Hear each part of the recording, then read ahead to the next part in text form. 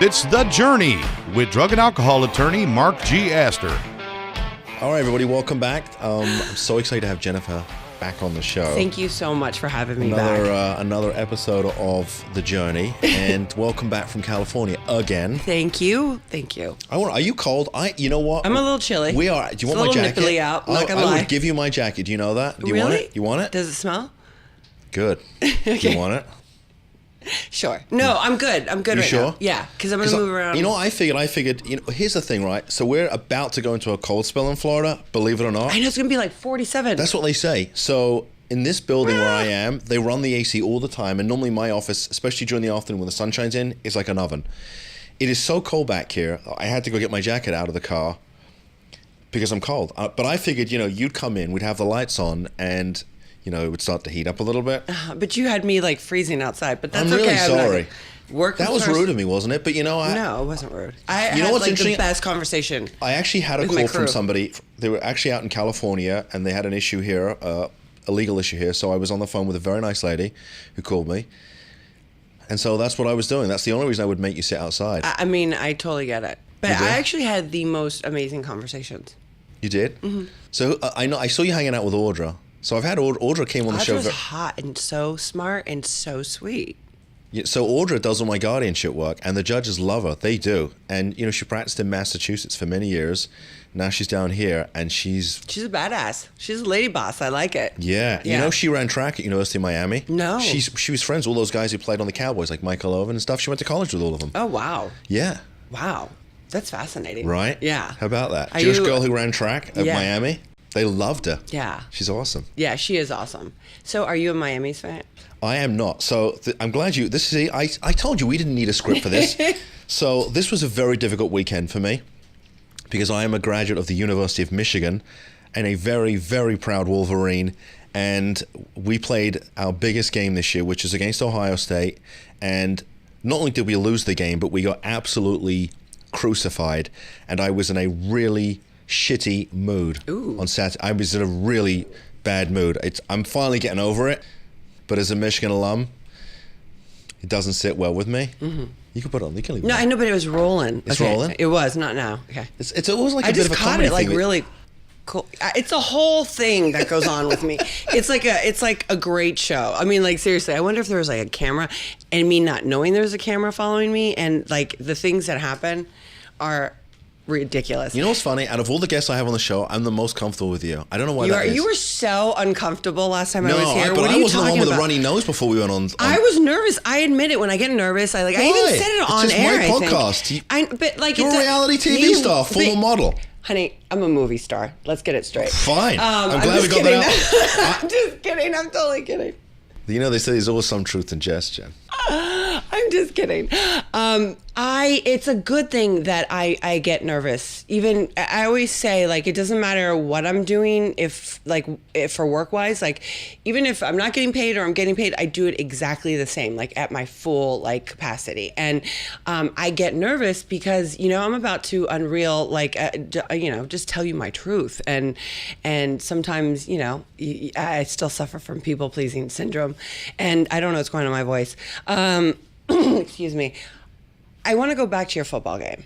I want to go back to my football game too. Because I cut you off because of the roller. It's all right. It's really because my mouth is getting cottony. Nerves, see? But I'm playing it cool today. I feel that I wouldn't want to be around you when you're in a bad mood or angry because you're such a nice person, and the opposite of that is a lot of aggression and mean. Yeah. No. You bring up a good point. It's interesting.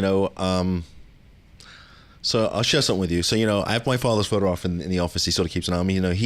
He died January the 15th of 2017, which was a week after my 50th birthday. It's okay. And so one of the things he knew about me was how passionate I was about Michigan. So I'm going to get emotional about this. See, you had to go there, right? But my father knew absolutely nothing about college football except one thing. He knew every year that Michigan was going to try and play in the Rose Bowl.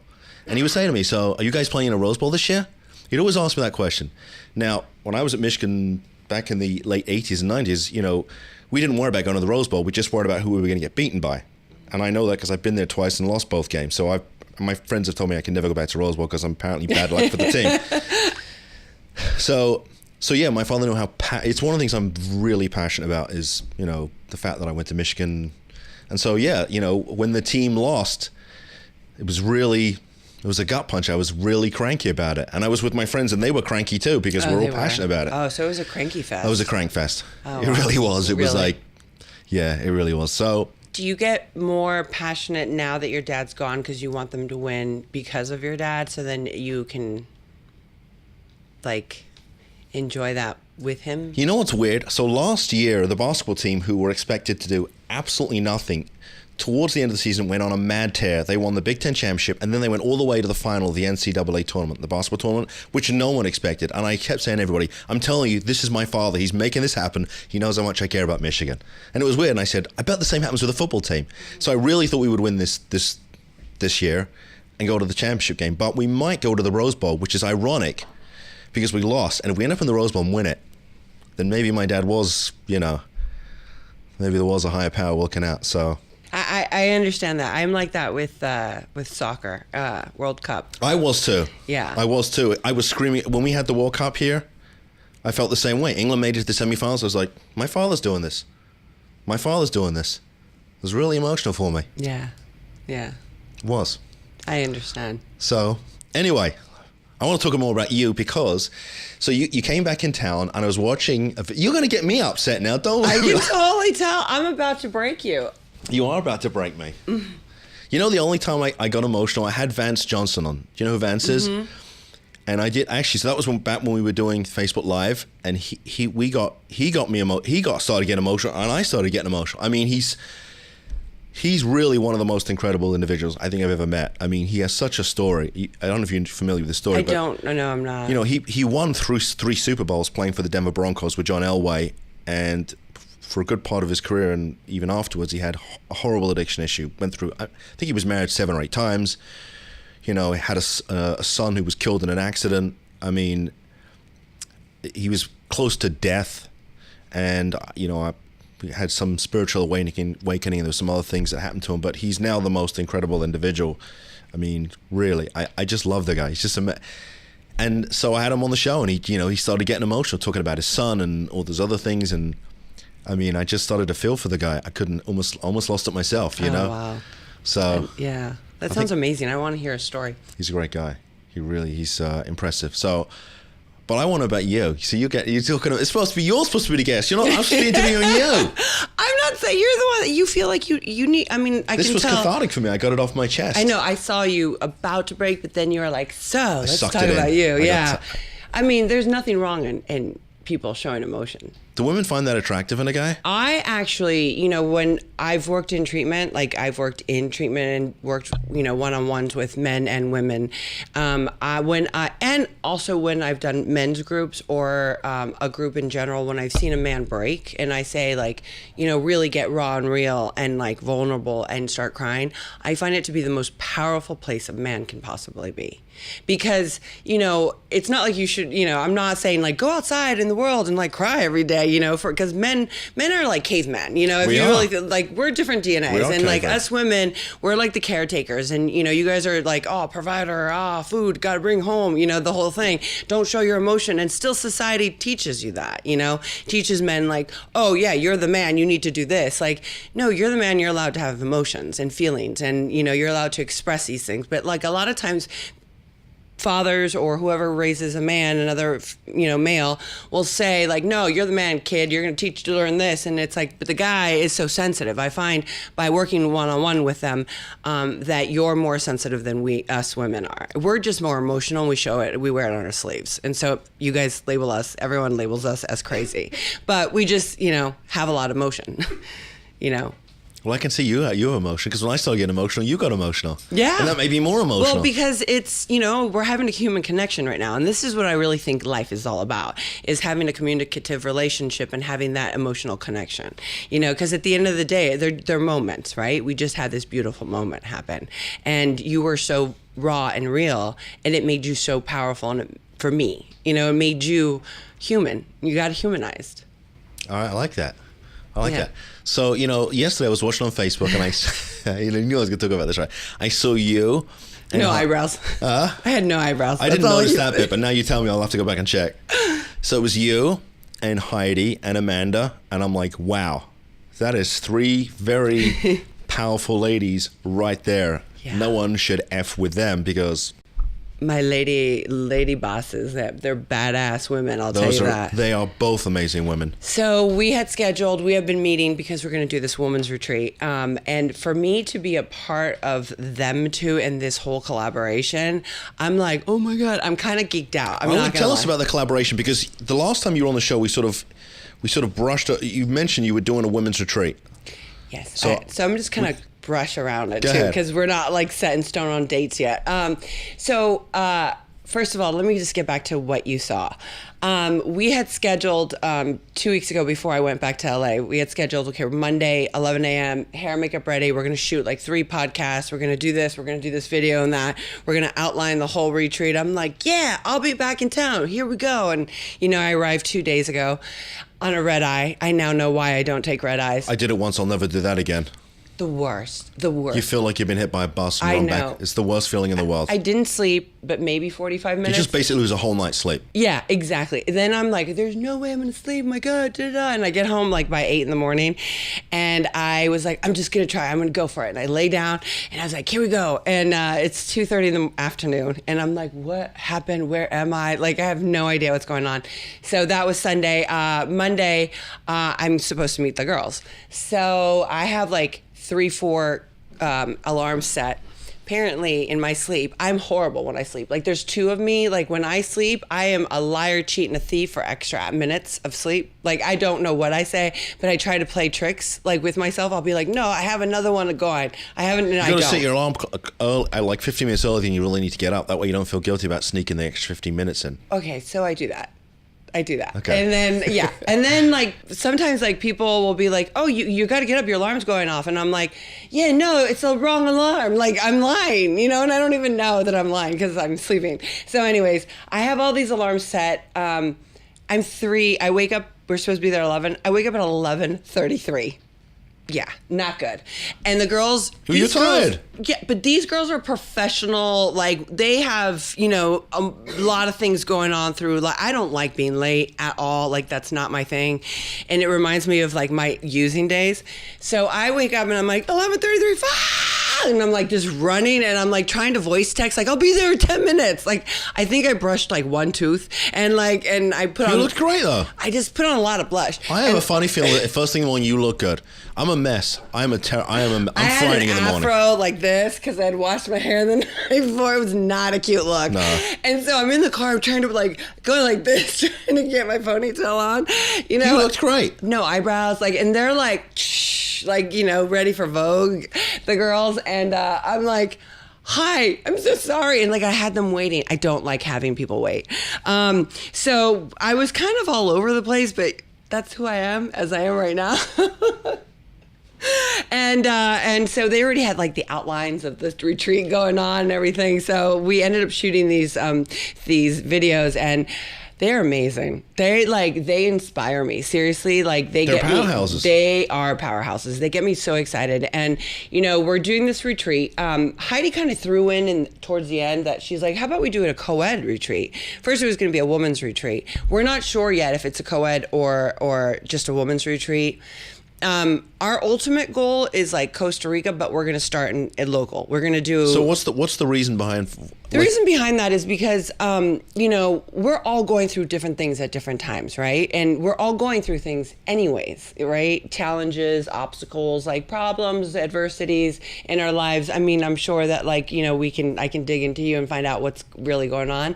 But like, how do we walk around and like just learn to face it? Like right now in my life, for example, I am at this, like, I'm just jumping and the net's catching me. I'm in a rebirth kind of state. Like I a lot of changes has happened in my life, and I seem strong, and I seem, like this is awesome, because it really is. It's a great time. I feel more alive than I have in a long time, but I am scared shitless, and like I cry in between, But that's where the growth takes place, right? Yes, that's but what how they do say. you not, like in most society, I feel like we're not allowed to express that, because it makes us like we get categorized.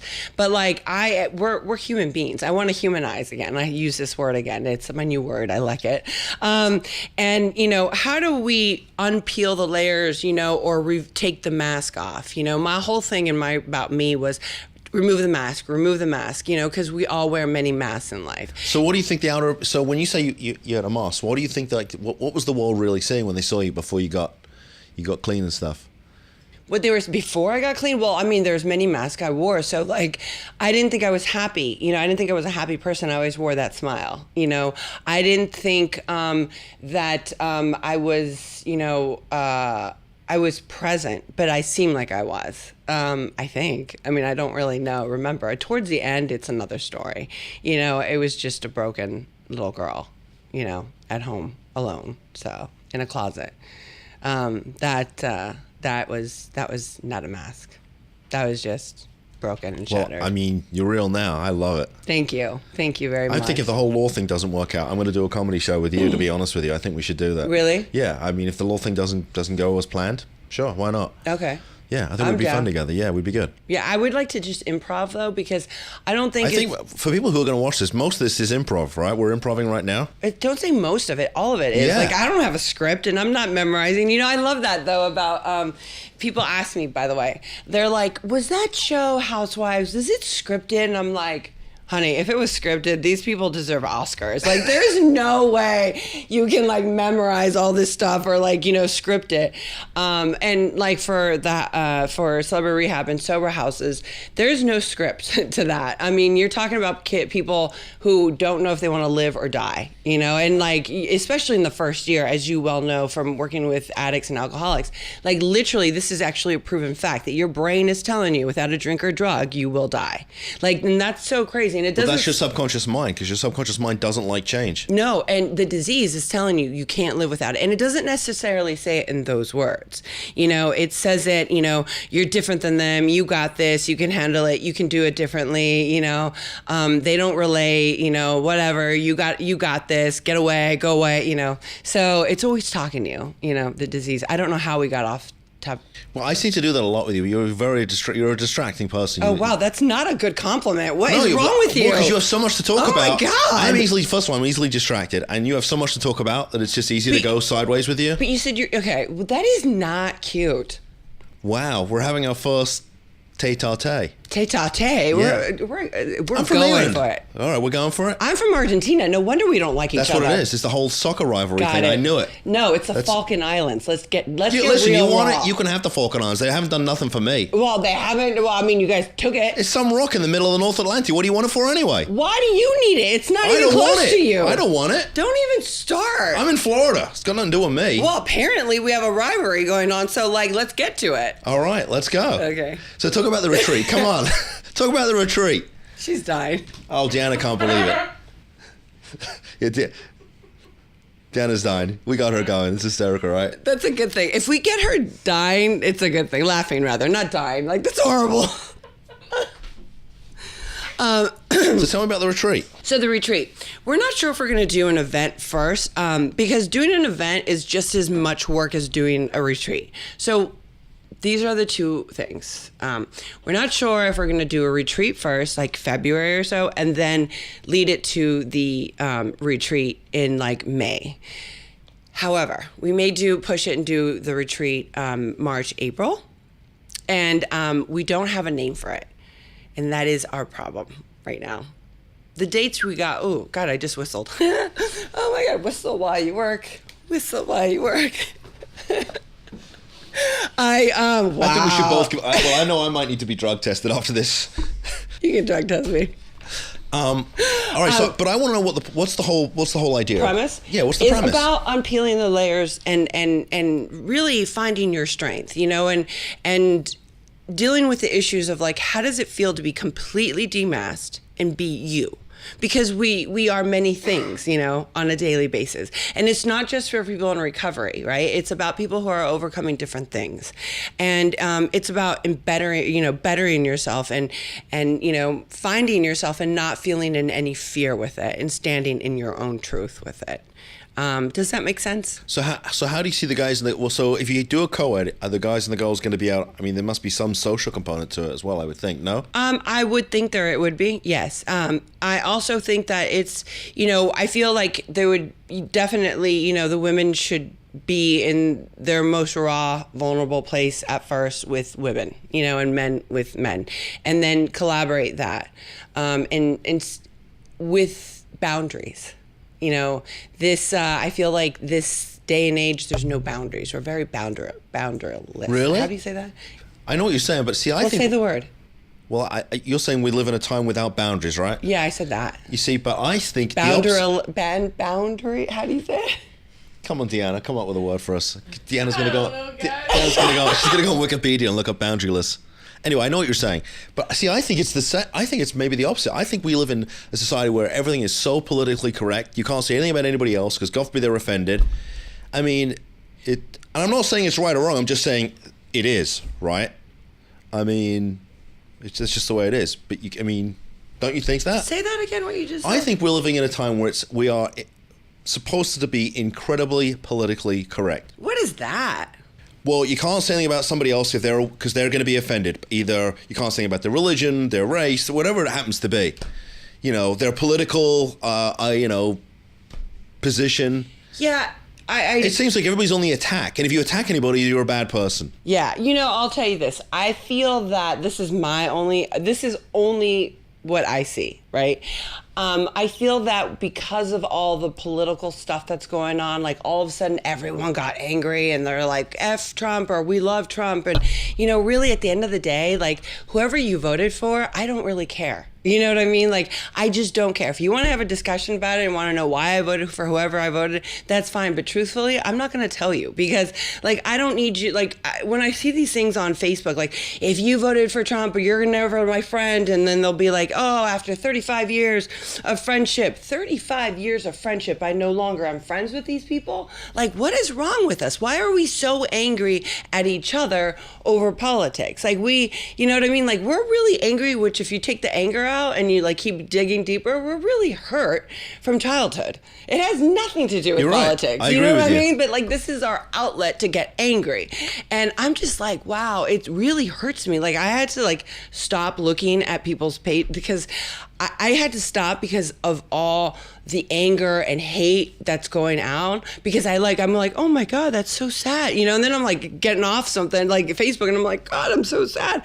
And I don't want to live my life like that. I'm sad enough, like with my own problems. You know, I just think it's again, I remember last time we were talking about, like in Argentina, I wasn't taught any of this stuff, you know, I was taught love, you know, and unconditional love, and love is love. Like I can tell you I love you and expect nothing in return. And I love like, you too. Thank you. Thank you. I do. Thank you. You know, because a lot of times in our lives, if you truly ask people in like a one-on-one situation. I tell my friends all the time I love them. But if you ask them on a one-on-one basis, like, do you think you're loved? A lot of times people will say no. I think people like me because of my position or my job or my money or this. And it's like, that's not what love is, you know? So I think you're right about that. I think you're right about that. Now, combining the two with boundaries, I mean boundaries in the sense of, you know, if someone's going to be raw and real and emotional, like not have people make fun of them or not have people, you know, we're adults today, you know, not have people like, you know, interact in a sexual way. Like it doesn't have to be a sexual thing. You know, we were outside talking today, about, you know, the Me Too movement that you asked me about last time. And yesterday with Heidi and Amanda, we were talking and, you know, I'm like, where is that line? Like, what is okay? You know, is it okay that a guy goes, you know, whistles at you? Because you're like, oh, The guy whistled. And it depends on the girl, right? Some might be offended and some wouldn't be. But then I what don't about know. a guy that's like, I wouldn't whistle at a girl. Baby, I want that ass of yours and that, See, that's something I wouldn't say, but I mean, I don't know. But am I supposed to be like, that's inappropriate, like to some stranger? Where's that line? Because I'm actually confused with the line. You know what I mean? Like, where is, if a creepy guy or a guy that you just don't know is like telling you something about like your boobs or your, butt or vajay, like what, I don't want you to talk about that to me. Like, I don't care because I don't know you. I don't want you to tell me that. Do you know? But like, am I supposed to say that to him? Where's that fine line? Where is that boundary that you think that it depends. We it's subjective. have? You know why? Because I might say something to you that might offend you, and I say the same thing to somebody else, and they're not offended. So your response to that, right, is going to, like you said, the right? Falkland Islands? Yeah, right.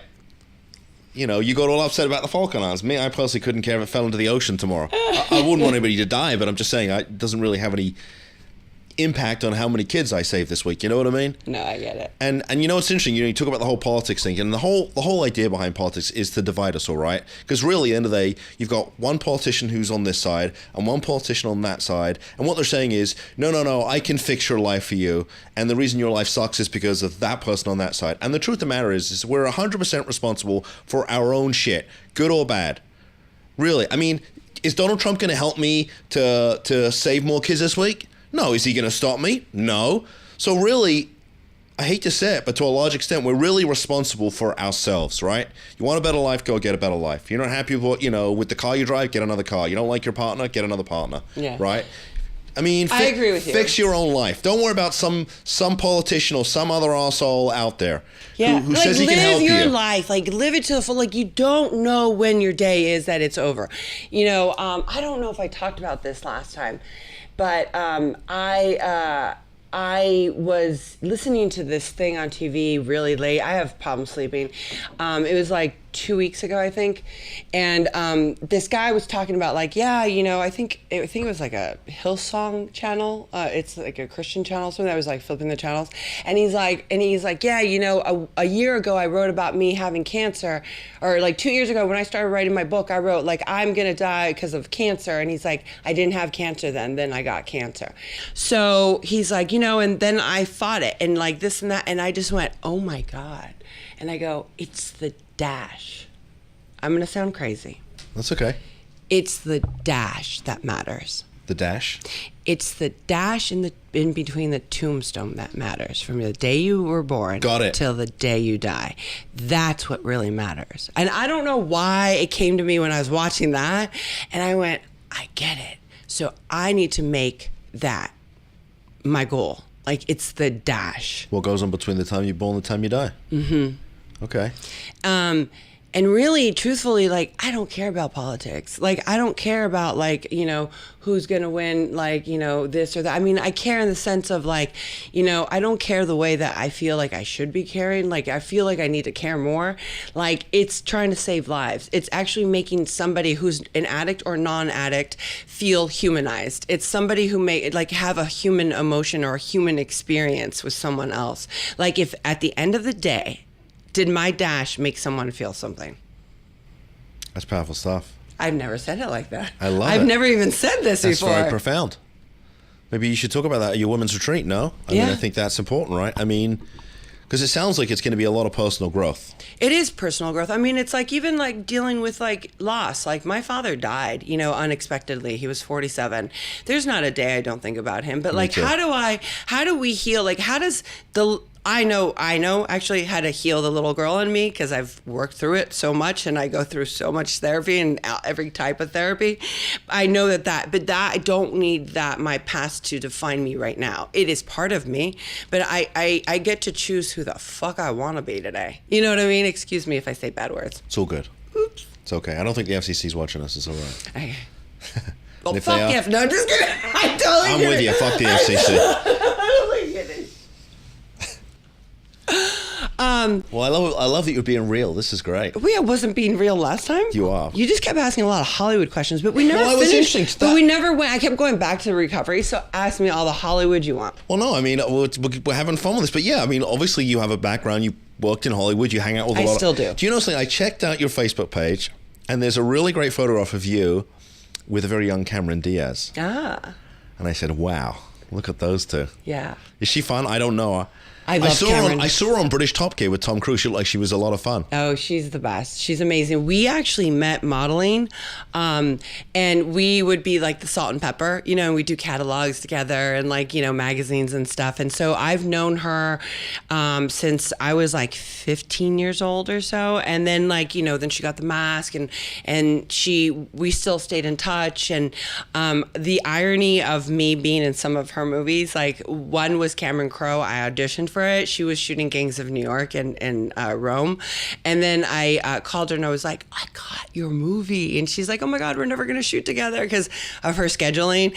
And Charlie's Angels, I knew the director, McGee, and Cameron and Drew. So that was kind of cool. I got to play a nun. And with Carrie Fisher, that was like the coolest thing ever. Like Princess Leia. We shot it. You climax again.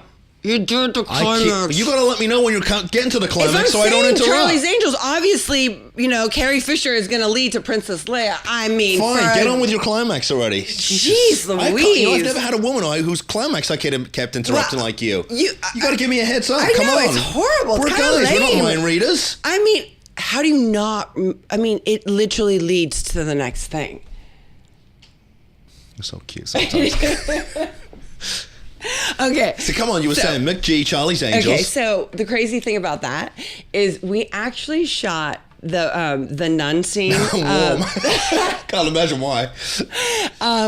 We actually shot the nun scene at the Playboy Mansion. So we're at the Playboy Mansion shooting like, you know, this whole thing and Mother Superior, this and that. So her and I, our dressing rooms were in the game room of the Playboy Mansion. Now, let me tell you about the game room. Don't climax. The game room there's like a room that's all mirrors, one that's all cushion, one that's like, he has every video game, like, you know, like old school original video games. And then he has like one that's like a sinking room. I wonder what went on in there. So like, it's like a cool like thing. And so our trailers were there, so that was our like green room. So here we are outside, right? It's hot. We're both dressed in like nun outfits. What is it called, the thing? I think we get it. I don't know what they call it. What do they call it? Our what? Habits. It's a habit. We have our dresses over our like legs like this. We're sitting with our legs open, smoking cigarettes, and Carrie Fisher is telling me crazy stories about her and her mom and her drug days. And I'm just looking at her and she's like, yeah, you know, and then the fucking da-da-da. And I'm like, Princess Leia is sitting right in front of me telling me crazy fucking stories. This is the most wild thing I've ever experienced in my life at the Playboy Mansion of all things, you know? It was so cool. That was a really great moment in my life. It sounds like it was a lot of fun. Yeah. It was great. So Cameron, I love her. I absolutely love her. We have gone through so many experiences together. She is a great girl. So I know she got married, right? Did she have a baby? No. No babies? No. What is she doing? I mean, other than obviously being... She retired. She's doing other things like writing books and doing books and photography and like kind of, I think, other charities and things like that. Yeah. Wow. Okay. I think it's awesome. I think it's so cool. Like she did what she wanted and she was done. Was she good friends with Tom Cruise? They look like that. When I saw them on Top Gear, they look like brother and sister. They look like they just really liked each other. I know. Yeah. Tom was like cool to work with. He is? Yeah. He seems very professional. Okay, so Cameron Crowe likes to play music, a lot of music, and before you start a scene and stuff, and so like it's kind of prep and you're in that. And we were at a party scene in Vanilla Sky, and you were in Vanilla Sky? Mm-hmm. Yep, I play one of Tom's ex-girlfriends, and he had just separated from Nicole Kidman, and so I thought he was gonna be like, hey, you know, and he was like, hey, how's it going, da da, like he was always on, and his whole posse was always on. He was always like, his energy was very... That's right. Is that the movie where she played his girlfriend and he was... Yeah. It was almost, the whole thing was a dream. He was deformed and... Yeah. And the irony is Penelope Cruz was in that movie, and she comes in during the party scene, which I'm in, and Blow, she came into my wedding. So it's like so funny. It was such a small world. So did you like Penelope Cruz? I love Penelope Cruz. We did 3 months of research, not drugs, for Blow. And we had to do a lot of transcripts and read a lot of transcripts, because it's a true story.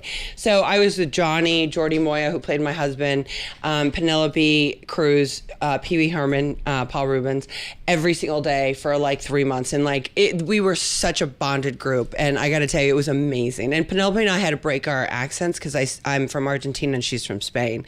So yeah, but she sounds Spanish. Yeah, but I don't think she speaks. I speak only Spanish in Blow because I thought it would be more authentic that way. So I had to speak like a Colombian woman from Medellin. So we would try to break our dialects. It was awesome. She's great. She's an awesome girl. But I love my Cameron Diaz. Well, you seemed, when I looked at her, I said, well, they were just great friends. Yeah, she's an incredible woman. When was the last time you saw her? About a year and a half ago. Okay. Do you know her husband? Was it Ben? What's his name? Benji. Yeah. Is it Madden? Madden? Yeah. Do you like him? Mm-hmm. Good guy. Mm-hmm. He's a musician, I think, right? Yeah, I've known him for years through the LA scene. The LA scene. Yeah. Okay. Yeah, he's great. He's a super cool guy, and his brother is too. And Nicole Richie is married to his brother. So, and I know Nicole well as. Nicole Richie is married to his brother. Wow. Okay. That's quite some circle that you are. Yeah. So, see, this is what's wild, right? You have like this. It's almost like there are like two people, or there's like L.A. Jen, right? We were friends with Cameron Diaz and all these other really, people that are out in the sort of Hollywood lifestyle, right? And then like you come to South Florida, and it's like you're hanging out with all these. Well, other really cool people, but not people who are sort of living that life, in the spotlight. Life. Yeah, and you're doing completely different work, right? I mean, this is like you're doing stuff where you're really looking to help people. Not that you're not helping people out in LA, but it's a different type. It's a different universe out there. It really is a different universe. It's one that I was brought up in. So. I understand it now. Before I didn't. I was so caught up in it. I was like, oh my God, like this is it. Like, and now I always feel like when I come to Florida, it's like my healing place. I don't feel so jaded either. But like my primary purpose is to help people, and like to make something more of this. Like, again, it's at the dash. It goes back to the dash. Does this help someone? And if it's helping someone, and I've helped many in Hollywood, as well as helping people in Florida or in England or in China, like, I mean, whoever it is, like, that's my goal.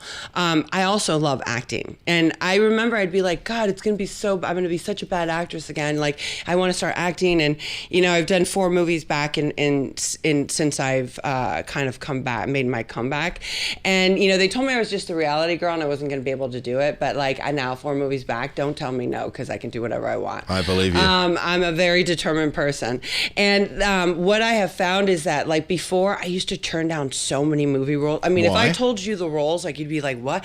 Because I'd be like, nah, I don't think so. I don't want that kind of, like, thing. And like, now I'm like, yeah, I would love to, because I want to be a part of a collaboration, a creative process.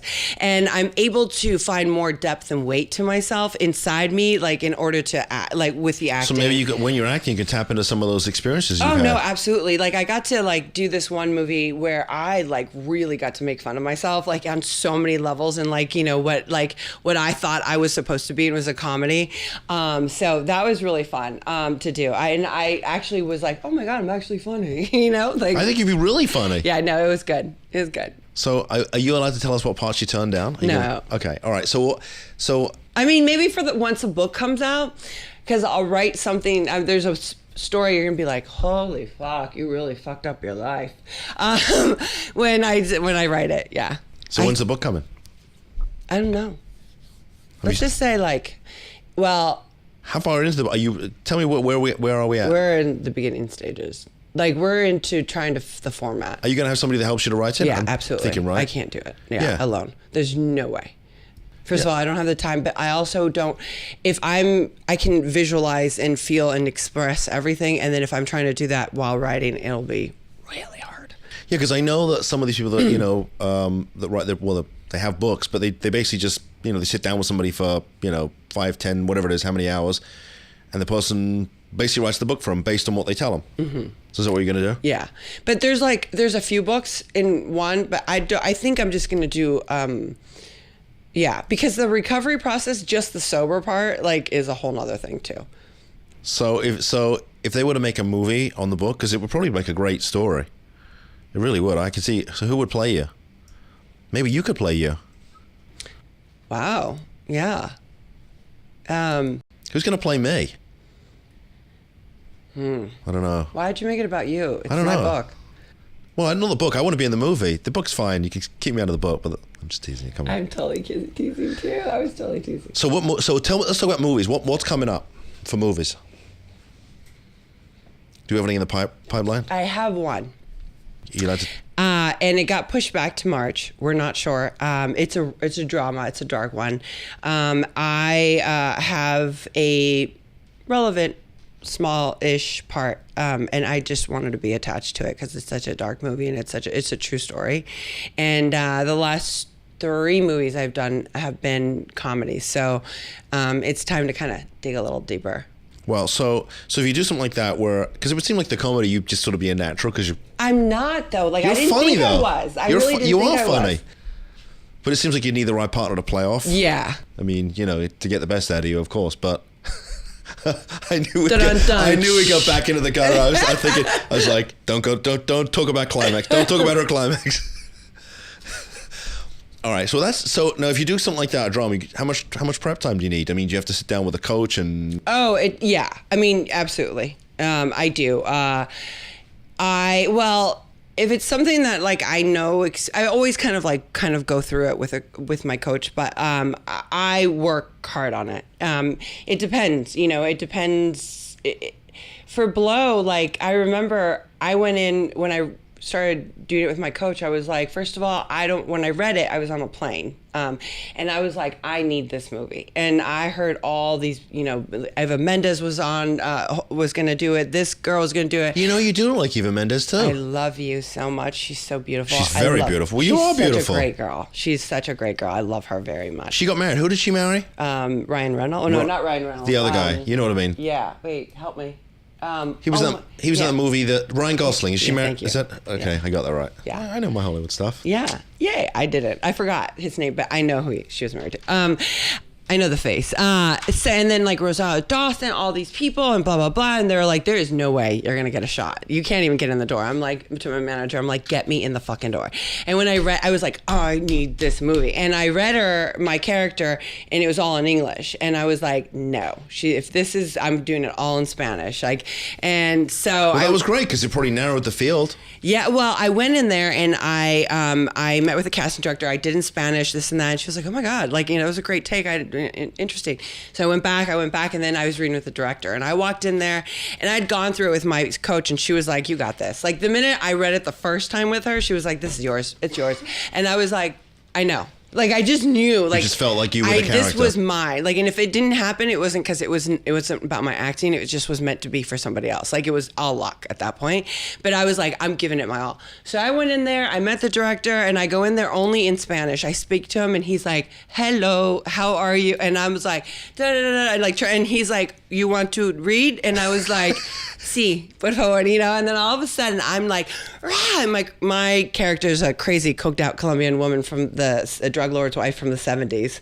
And I beat the shizzler out of him. Like, I just beat him. I throw everything. I'm like going crazy. And he's like, at the end of it, he's like, oh my God. Okay. Thank you. That was amazing. Nice to meet you. I was like, see you later. Like, and I just like, it was awesome. You had a full. Yeah, I did. I love it. And I mean, that whole room was just torn up. But I just went, you know what? If I got to do this, you got to go big, or you go went home. Big. Yeah, and I didn't know for months, and then I found out. And they fought for me because they wanted the big names, the studio did, and Mike DeLuca and Ted Demme said they weren't going to do the movie without me or Famke Jensen, who was in Run, Lola, Run. She plays Johnny Depp's first wife. And just to have like two people like that, like fight for us to be in that movie, I'm forever indebted. That's great. Yeah. I love it. Yeah, I'm giving you little tidbits. You are giving us little tidbits. I have a lot of tidbits. I believe stop you behave yourself. You get us both in trouble. The FCC will be banging on my door if this keeps up. They're like, yeah, okay, you two, let's go. Come on.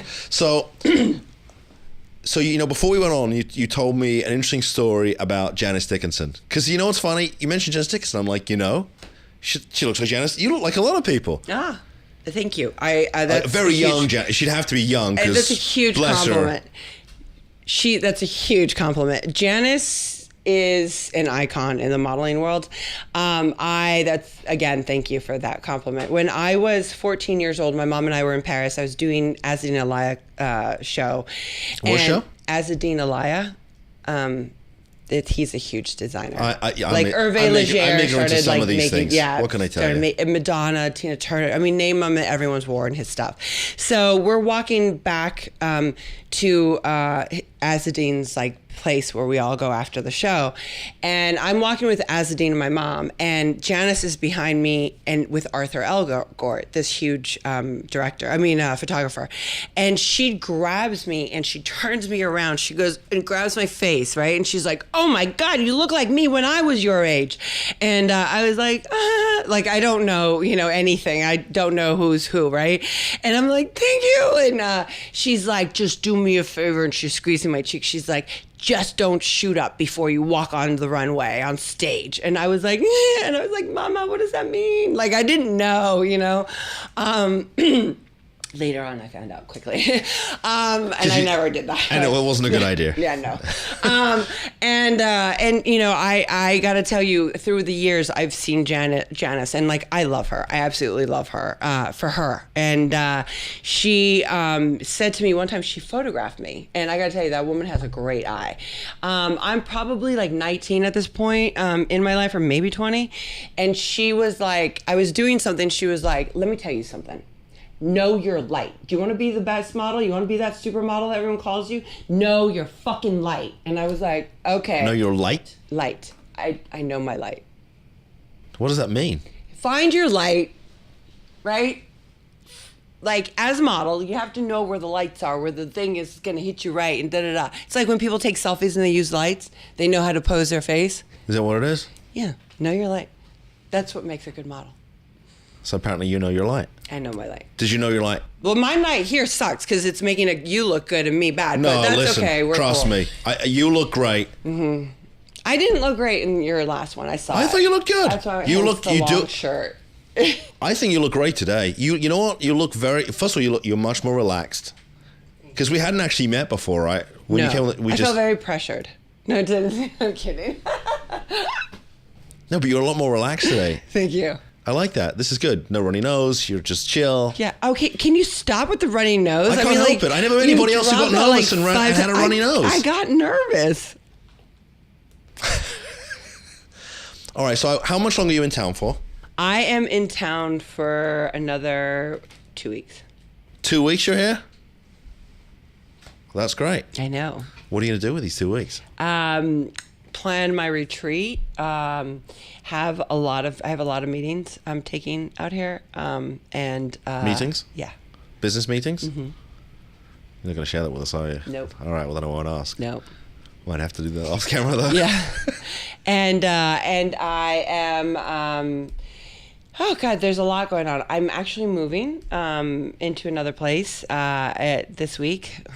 And then I'm moving in LA too when I go back to LA. It's a lot going on this December. Moving is very traumatic. It's two moves. Plus, like, I'm just so tired of putting things in a suitcase and getting back on a plane. I'm not gonna lie. I did a lot of flying this year, a lot, but it was all well worth it. Like, I met thousands and thousands and thousands of courageous men and women who are trying to get better. And I hope that they are better, or that the seed was planted in them. I mean, I would say easily tens of thousands of people I spoke to this year. And it has been a blessing. I hope the journey continues. Just not a lot of planes next year. But if that's my, God wants me where he wants me, I'll go. So I want to know, when you're here and you go out, do people recognize you? Do they know you? Yeah. You do? Like, what am I supposed to say well, to no, that? I just wondered. I mean, you've done a lot. I mean, no, I get recognized. That's okay. It's funny because I normally think I'm going to get recognized from like Housewives or so, but my hair is shorter. When I wear no makeup and I have my hair in a ponytail, I get recognized more than when I'm done up. Because on Sober House, I had no makeup on ever, because it was life or death and I never slept, and like I was always crying and like all this stuff, and it was all on TV and I was getting the shit beat out of me by people. It was all this craziness, right? And people are like, "Hey, aren't you the girl?" Like, with the no makeup. And Blow, I've been getting recognized a lot. I guess it's playing a lot right now, so I get recognized from that movie. Or like sometimes people say like, oh, I saw you on CNN, or oh my God, I read your thing, or I follow you. And I'm like, oh, you do? Thank you. That's great. Yeah. So it means you're making a difference. Little by little, I hope. I love it. I want to know, where do you prefer to be, Florida or California? Or Oh God, don't do this to me. Why? Okay. I love Florida. I love Delray. I love Florida. I love the beach. There's something healing when I fly over into the west coast of Florida. I'm like, ooh, I feel like I'm home. I miss LA and my people and like my family. I can do Florida. I can't believe I just said that out loud. Holy shit. Well, you don't have any state income tax, so that's a bloody good thing to start with. I know. Keep some of your dough in your pocket, you know what I mean? Yeah. I want to fly my mommy over and like take care of her here. Maybe I'll hook her up with my mum. They'll be shopping together. Oh my God, that'd be great. My mom's a hoot and a holler. I bet your mum's. I haven't seen your mum, but I bet she's beautiful like you. She is absolutely. My mum is stunning. hot too. Yeah, my mom, like, she has like no neck wrinkles. I'm like, how? Why? I have more than you. Or like hardly any wrinkles on her face. I'm like, good genes. Yeah, what happened? You know what that means? It means that you'll stay beautiful for a long time. I think I have more wrinkles than her. But you don't have any wrinkles. What are you talking about? This whole aging process thing is like really kicking my ass. Like, I wish someone like wrote to me or told me, like, because it used to be like, just wait till you get older. Just wait. And I'm like, okay, what does that mean? Whatever. And now I'm like, fucking idiots. I now know. Like, what do they mean? Like, I'm like, oh. Where? I'm not going to tell you what. Here, let me show you my ass. Like, well, yes, but not in front of the camera. This whole thing, like, it's all like, oh my, or like knees hurt, like a lot. All right, well, I'm definitely a little rigid in the first thing. I feel like I need an oil change in my body. Like, that's what it feels like. Okay, I'm with you on that one. Mm-hmm. But I feel like as I've gotten older, I've definitely, at least physically, I like to think you guys have it so lucky, you men, because you guys age like hotter. Us women, not so much. I don't know something. Not over men. Like, I'm sorry. Well, only if you take care of yourself. No, men age hotter. Women, unfortunately, don't. Doesn't mean women aren't hot. Don't get me wrong. Please don't get me wrong on this. But you guys age better than we do. If we take care of ourselves. I've seen some of my contemporaries who have not aged well because they haven't taken care of themselves. Like 2. 2? Yeah. Like 2 people I've seen not look okay. Well, this is South Florida, so you got to remember that. So, we're somewhat not quite as, what's the word I'm looking for? We're not quite as out there in terms of making sure that we all look good like they are in. Are you joking me? People here in Florida they look great. No, they worry more about looking good here in Florida than they do in LA. I agree with you. Yeah, you were just saying the opposite. No. What I was saying. Well, I was thinking about that. He was saying the opposite. Was he not? You guys know that he was being. He was. Thank God we've only got 5 minutes to go. We're definitely. But look. So, but if you go to the Midwest, right? I don't think people look. It's tough in the Midwest.